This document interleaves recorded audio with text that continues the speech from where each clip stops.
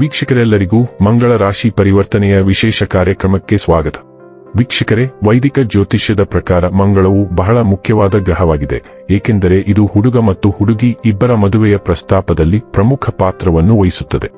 ವೈದಿಕ ಜ್ಯೋತಿಷ್ಯದಲ್ಲಿ ಮಾಂಗಲಿಕ ದೋಷವು ಬಹಳ ಪ್ರಸಿದ್ಧವಾಗಿದೆ. ಆದ್ದರಿಂದ ಹುಡುಗರು ಮತ್ತು ಹುಡುಗಿಯರಿಬ್ಬರ ಜಾತಕವನ್ನು ಮದುವೆಯ ಪ್ರಸ್ತಾಪವನ್ನು ಅಂತಿಮಗೊಳಿಸಲು ಕೇಳಲಾಗುತ್ತದೆ, ಏಕೆಂದರೆ ಈ ದೋಷವು ವ್ಯಕ್ತಿಯ ವೈವಾಹಿಕ ಜೀವನದಲ್ಲಿ ಅಡೆತಡೆಗಳು, ಬ್ರೇಕಪ್, ವಿವಾದಗಳು ಮತ್ತು ವಿಚ್ಛೇದನವನ್ನು ಉಂಟುಮಾಡಬಹುದು.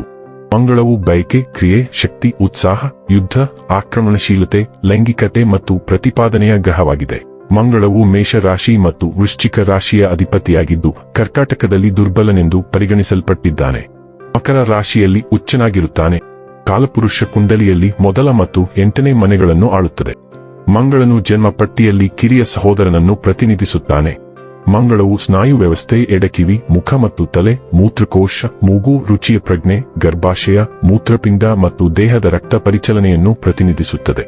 ಮಂಗಳ ಗ್ರಹದ ಬಲವಾದ ಪ್ರಭಾವದ ಅಡಿಯಲ್ಲಿ ಜನಿಸಿದ ಸ್ಥಳೀಯರು ಕೆಂಪು ಛಾಯೆಯೊಂದಿಗೆ ಬಿಳಿ ಮೈಬಣ್ಣವನ್ನು ಹೊಂದಿರುತ್ತಾರೆ. ಸ್ಥಳೀಯರು ಎತ್ತರ ಮತ್ತು ಸದೃಢರಾಗಿರುತ್ತಾರೆ ಮತ್ತು ಮುಖದ ಮೇಲೆ ಮೊಡವೆಗಳು, ದುಂಡಾದ ಕಣ್ಣುಗಳು ಮತ್ತು ಉಳಿದವು ಕಿರಿದಾಗಿರುತ್ತದೆ ಮತ್ತು ಮೂಳೆಗಳು ಕೆಂಪು ಮೂಳೆ ಮಜ್ಜೆಯಿಂದ ತುಂಬಿರುತ್ತವೆ. ಮಂಗಳ ಗ್ರಹವನ್ನು ಯುದ್ಧ, ಸೈನ್ಯ, ಉತ್ಸಾಹ, ಶೌರ್ಯಕ್ಕೆ ಕಾರಣ ಎಂದು ಪರಿಗಣಿಸಲಾಗುತ್ತದೆ. ತಂತ್ರಜ್ಞಾನ, ವಿದ್ಯುತ್, ಹೋರಾಟಗಳಲ್ಲಿ ಇದರ ಪಾತ್ರವಿದೆ.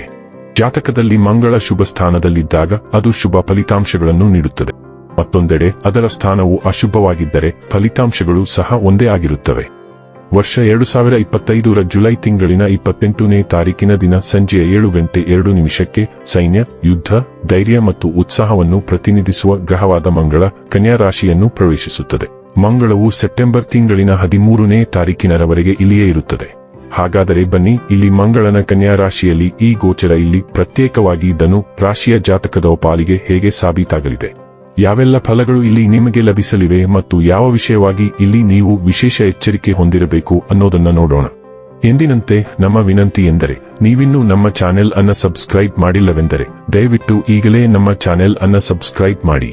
ಹಾಗೆ ನಿರಂತರ ವಿಡಿಯೋ ಅಪ್ಡೇಟ್ಸ್ಗಳಿಗಾಗಿ ತಪ್ಪದೇ ಪಕ್ಕದ ಬೆಲ್ ಐಕಾನ್ ಬಟನ್ ಕೂಡ ಕ್ಲಿಕ್ ಮಾಡಿ. ವೀಕ್ಷಕರೇ, ಧನು ರಾಶಿಯ 10ನೇ ಮನೆಯಲ್ಲಿ ಮಂಗಳ ಗ್ರಹದ ಸಂಚಾರ ಇರುತ್ತದೆ. ಮಂಗಳ ಗ್ರಹದ ಶುಭ ಪ್ರಭಾವದಿಂದಾಗಿ ಧನು ರಾಶಿಯವರಿಗೆ ವೃತ್ತಿ ಬೆಳವಣಿಗೆಯ ಸಾಧ್ಯತೆಗಳಿವೆ. ಕೆಲಸದ ಸ್ಥಳದಲ್ಲಿ ಹಿರಿಯರಿಂದ ನಿಮಗೆ ಬೆಂಬಲ ಸಿಗುತ್ತದೆ. ನೀವು ಕೆಲಸದ ಸ್ಥಳದಲ್ಲಿ ಪ್ರಭಾವಶಾಲಿಯಾಗಿರುತ್ತೀರಿ, ಆದರೆ ಮಂಗಳನ ಸಂಚಾರದ ಸಮಸ್ಯೆಯಲ್ಲಿ ನೀವು ನಿಮ್ಮ ಅಹಂಕಾರವನ್ನು ತಪ್ಪಿಸಬೇಕಾಗುತ್ತದೆ, ಇಲ್ಲದಿದ್ದರೆ ವಿವಾದದ ಸಂಪೂರ್ಣ ಸಾಧ್ಯತೆ ಇರುತ್ತದೆ.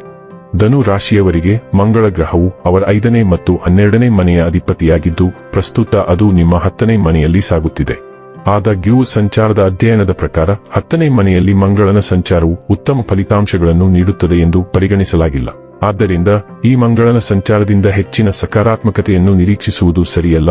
ಆದರೆ 10ನೇ ಮನೆಯಲ್ಲಿ ಮಂಗಳವು ನಿಮಗೆ ಉತ್ತಮ ಶಕ್ತಿಯನ್ನು ನೀಡುತ್ತದೆ ಎಂದು ನಾವು ನಮ್ಮ ವೈಯಕ್ತಿಕ ಅನುಭವದಲ್ಲಿ ಕಂಡುಕೊಂಡಿದ್ದೇವೆ ಮತ್ತು ನೀವು ಆ ಶಕ್ತಿಯನ್ನು ಸರಿಯಾಗಿ ಬಳಸಿದರೆ ನಿಮ್ಮ ಬಾಕಿ ಕೆಲಸವು ಪೂರ್ಣಗೊಳ್ಳುತ್ತದೆ, ಅದು ನಿಮಗೆ ಪ್ರಯೋಜನವನ್ನು ನೀಡುತ್ತದೆ. ಆದರೆ ಶನಿಯ ಪ್ರಭಾವವನ್ನು ಪರಿಗಣಿಸಿ ಆತುರಪಡುವುದನ್ನು ತಪ್ಪಿಸುವ ಅವಶ್ಯಕತೆಯಿದೆ. ಇದಲ್ಲದೆ ಮನೆಯ ಬಗ್ಗೆಯೂ ಗಮನ ಹರಿಸುವ ಅವಶ್ಯಕತೆಯಿದೆ. ತಂದೆ ಮತ್ತು ತಂದೆಗೆ ಸಂಬಂಧಿಸಿದ ವಿಷಯಗಳಲ್ಲಿ ಜಾಗರೂಕರಾಗಿರುವುದು ಅಗತ್ಯವಾಗಿರುತ್ತದೆ.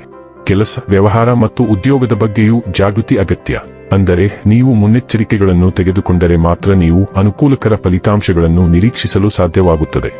ನಿಮ್ಮ ಕಾರ್ಯಾಚರಣೆಯಲ್ಲಿ ನೀವು ಯಶಸ್ವಿಯಾಗಬಹುದಾದರೂ ನಿಮ್ಮ ವೃತ್ತಿಪರ ಸಾಧನೆಗಳ ಬಗ್ಗೆ ನೀವು ಅತೃಪ್ತರಾಗಬಹುದು.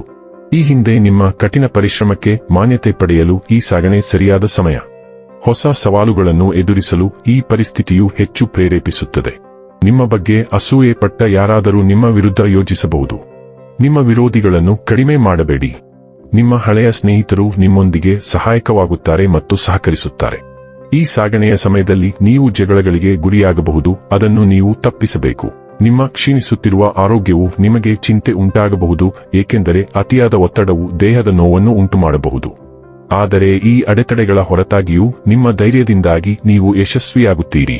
ಇನ್ನು ಕೊನೆಯದಾಗಿ ಈ ದಿನಗಳಂದು ಮಾಡಿಕೊಳ್ಳಬೇಕಾದ ಉಪಾಯಗಳ ಕುರಿತು ನೋಡುವುದಾದರೆ, ಮಕ್ಕಳಿಲ್ಲದವರಿಗೆ ಸೇವೆ ಮಾಡಿ ಮತ್ತು ಅವರನ್ನು ಬೆಂಬಲಿಸಿ.